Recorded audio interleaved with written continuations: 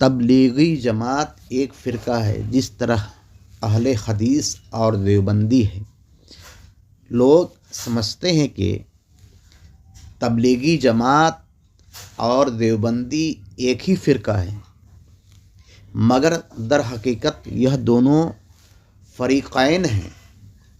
دونوں کے مابین فروع دین میں اختلاف ہے۔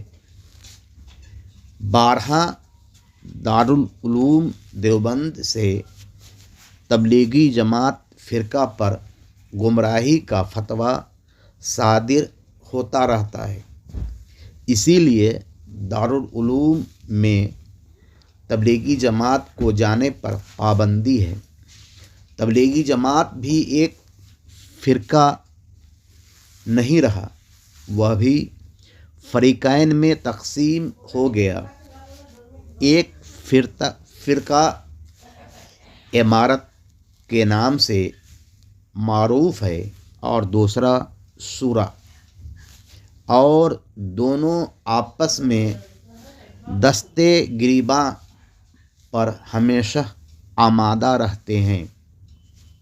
کئی مرتبہ دونوں کے مابین تکرار دیکھنے کو ملا ہے۔ اللہ تبارک تعالیٰ نے فرقہ وہابیت کو پارا پارا کر دیا۔